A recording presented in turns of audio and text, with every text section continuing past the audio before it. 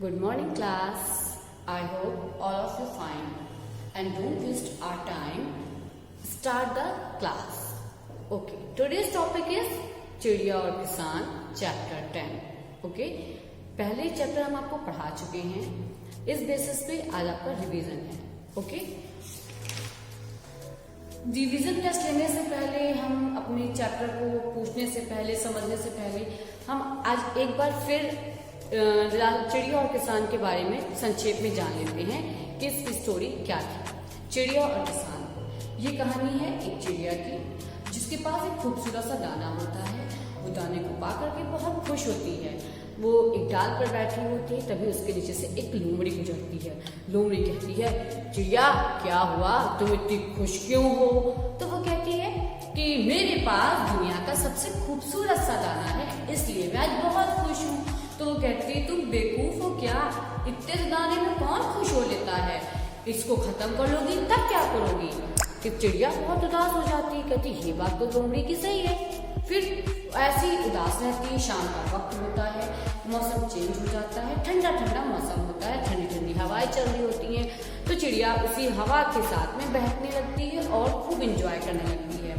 तभी वहां पे एक तोता आके बैठता है. तोता कहता है, और चिड़िया क्या हाल है, सब ठीक तो है ना? तो वो कहती है, हाँ मेरे सब बहुत ठीक है. तो कहता है, तुम्हारे पैरों के पास क्या है, तुम इतनी खुश क्यों हो? तो वो कहती है कि मेरे पास दुनिया का सबसे खूबसूरत सा दाना है और मैं इसीलिए आज बहुत खुश हूँ. तो वो कहता है, अरे चिड़िया इतने से दाने से कौन खुश होता है, इसको तो तुम तुरंत खत्म करके फिर बाद में क्या करोगी, बेवकूफ चिड़िया. और कहते हुए उड़ जाता है, जंगल की तरफ चला जाता है. चिड़िया फिर उदास हो जाती है. तभी एक कबूतर आता है. कबूतर कहता है, चिड़िया क्या हुआ, तुम अब उदास क्यों हो गई हो, इतना सब ठीक ठाक तो है? तुम्हें काफी टाइम से देख रहा हूँ सुबह आज कि तुम बहुत दुखी दुखी सी लग रही हो.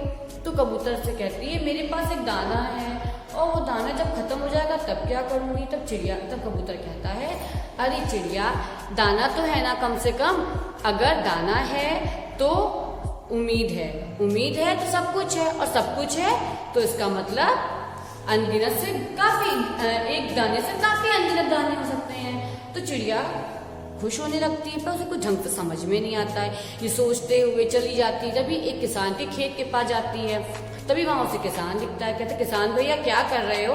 तो कहते, तुम्हें दिखता नहीं है, मैं बुआई कर रहा हूँ. तो कहते हैं कि मेरे पास एक दाना है, इसको कैसे मैं, जब खत्म हो जाएगा तब मैं क्या करूंगी?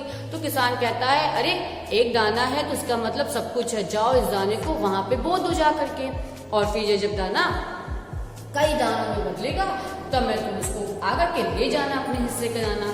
तो चिड़िया कहती है, ठीक है. चिड़िया चली जाती है. चिड़िया भूल जाती है. काफी समय बाद 7-8 महीने बाद चिड़िया वापस आती है. तो चिड़िया से कहती है, किसान भैया मैं भूल गई थी. तो बोला, मैं वही सोच रहा था, तुम इतने दिन से आई नहीं, पर कोई बात नहीं, मैंने तुम्हारे हिस्से का दाना उस ढेर पे चली जाओ, वो वहां रखा हुआ है और जितना चाहो उतना तुम ले सकती हो. तो चिड़िया कहती, इतना सारा दाना मैं कैसे लेके जाऊंगी? तो कहता है, आज थोड़ा ले जाओ, थोड़ा कल ले जाना, फिर बाद में ले जाना, और जितना छोड़ दोगी उसको मैं दोबारा बोलूंगा, फिर दोबारा कर लेना. तब से चिड़िया और किसान में दोस्ती हो गई.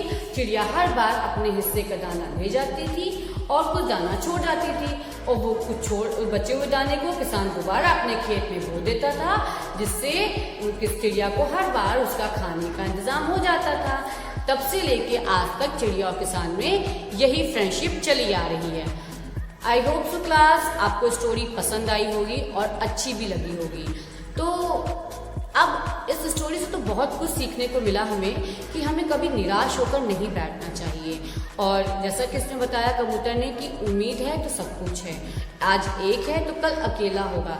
तो हमें कभी भी किसी भी परिस्थिति में निराश नहीं होना चाहिए. हमें हमेशा हिम्मत से काम लेना चाहिए. चलिए अब हम स्टार्ट करते हैं इस चैप्टर के पहला शब्द है हमारा उदास शब्द.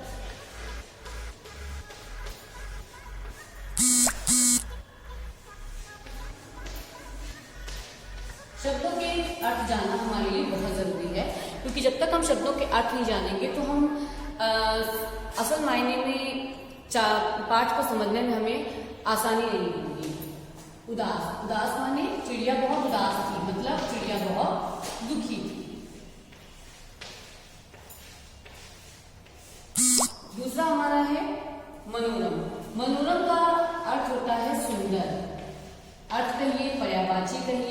मनोरम माने सुंदर, सुंदर सुंदर सा दृश्य था, ठंडी ठंडी हवाएं चल रही थी।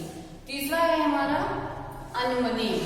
अनमने का मतलब होता है बेमन, जिसमें कभी मन ना हो, जिसमें हमें किसी कार्य को करने की इच्छा ना प्रतीत होती हो।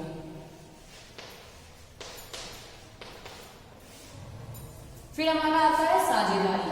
साझेदारी का मतलब होता है किसी चीज में कोई पार्ट, इंग्लिश में अगर बोले तो कोई किसी चीज की कोई पार्टनरशिप करना, जो जैसा कि किसान और चिड़िया में हुआ था। वो साझेदारी तब से लेकर आज तक चलती चली आ रही है। यह है पाठ के अंदर के शब्दार्थ। मनोरम का सुंदर, अनमने का उदास, साझेदारी का हिस्सेदारी। अब आज के लिए इतना ही। धन्यवाद।